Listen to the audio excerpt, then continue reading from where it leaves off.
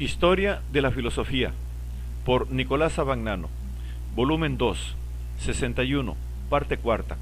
La filosofía del Renacimiento, capítulo 7. Los orígenes de la ciencia. 392. Bacon, vida y escritos. Si Galileo ha aclarado el método de la investigación científica, Bacon ha entrevisto por primera vez el poder de la ciencia, el poder que la ciencia ofrece al hombre sobre el mundo. Bacon ha concebido la ciencia como esencialmente dirigida a realizar el dominio del hombre sobre la naturaleza, el regnum hominis. Ha visto la fecundidad en sus aplicaciones prácticas, de modo que puede llamársele el filósofo y el profeta de la técnica. Francisco Bacon, nacido en Londres el 22 de enero de 1561, era hijo de Sir Nicholas Bacon, Lord Guardasellos de la reina Isabel. Estudió en Cambridge y después pasó algunos años en París, en el séquito del embajador de Inglaterra, donde tuvo ocasión de completar y enriquecer su cultura. Al volver a su patria, quiso emprender la carrera política. Mientras vivió la reina Isabel, no pudo obtener ningún cargo importante, a pesar del apoyo del conde de Essex. Pero al subir al trono Jacobo I Estuardo, 1603, supo aprovecharse del apoyo del favorito del rey, Lord Buckingham, para obtener cargos y honores. Fue nombrado abogado general, 1607, luego procurador general, 1613, y finalmente Lord Guardasellos, 1617, y Lord Canciller, 1618. Como tal, presidía los principales tribunales de justicia y hacía ejecutivos los decretos del rey. Fue además nombrado barón de Verulam y vizconde de San Albano. Pero cuando Jacobo I convocó en 1621 al Parlamento para pedir la imposición de nuevos tributos, se acusó a Bacon de corrupción por haber aceptado donativos de dinero en el ejercicio de sus funciones. Bacon se reconoció culpable. Fue condenado entonces a pagar 40.000 libras esterlinas de multa, a permanecer en la Torre de Londres como preso hasta que el rey quisiera, y a ser excluido de todos los cargos del Estado. 3 de mayo de 1621. El rey perdonó la multa y la prisión a Bacon, pero la vida política del filósofo había terminado. Bacon se retiró a Gorham Bury, y allí pasó los últimos años de su vida dedicado al estudio. Murió el 9 de abril de 1626. La carrera política de Bacon fue la de un cortesano hábil y sin escrúpulos. No dudó en sostener, como abogado del rey, la acusación contra el conde de Essex, que le había ayudado en los primeros y difíciles pasos de su carrera, y que luego había caído en desgracia del rey. El proceso a que fue sometido arroja una luz poco simpática sobre su actividad de ministro, ya que no pudo negar las acusaciones de corrupción que se le hicieron.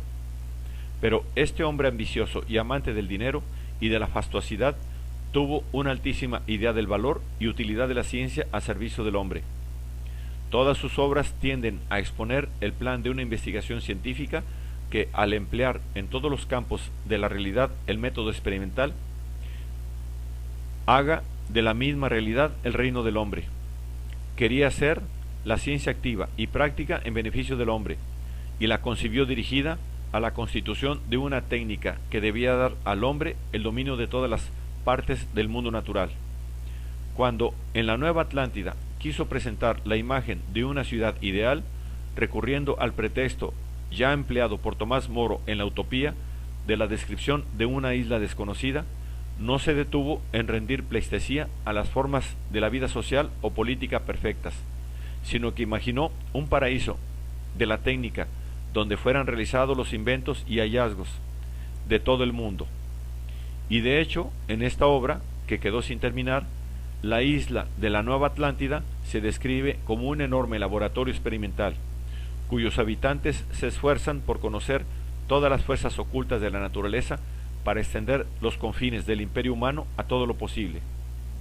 Los dioses tutelares de la isla son los grandes inventores de todos los países, y sus reliquias sagradas son los ejemplares de todos los más raros y grandes inventos. Con todo, Bacon no dirigió su atención solamente al mundo de la naturaleza. Su primera obra, Los Ensayos, publicados por primera vez en 1597 y luego traducidos al latín con el título de Sermones Fideles Sive Interiora Rerum, son análisis sutiles y eruditos de la vida moral y política en los cuales se utiliza ampliamente la sabiduría de los antiguos. Pero su mayor actividad se dedicó al proyecto de una enciclopedia de las ciencias que debía renovar completamente la investigación científica, poniéndola sobre bases experimentales.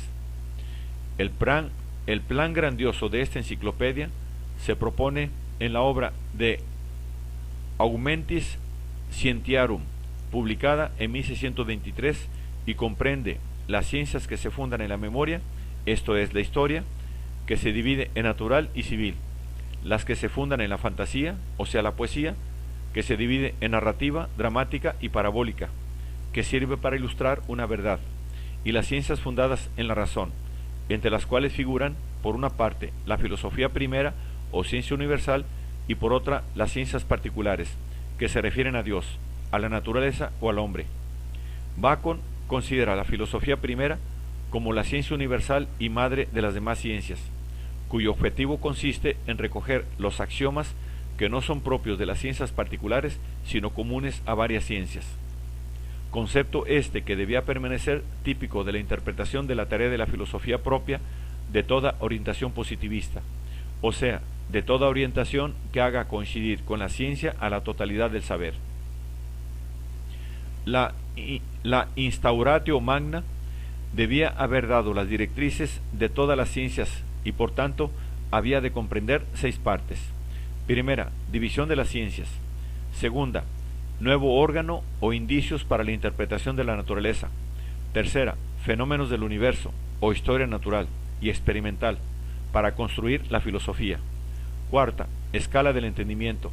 Quinta, preámbulos o anticipos de la filosofía segunda. Sexta, filosofía segunda o ciencia activa. De este vasto proyecto, Bacon desarrolló solamente la segunda parte de un modo adecuado, precisamente en el Novum Organum, publicado en 1620. Las otras obras pueden considerarse como apuntes o esbozos de las demás partes.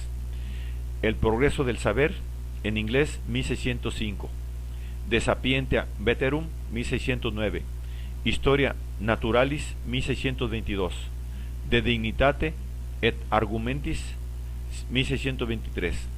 Esta última obra representa la primera parte de la Instauratio Magna. Obras menores, incompletas o esbozadas son las publicadas después de su muerte. De Interpretatione 1603, Valerius Terminus 1603, Cogitationes de Rerum Natura 1605, Cogitata et Visa 1607,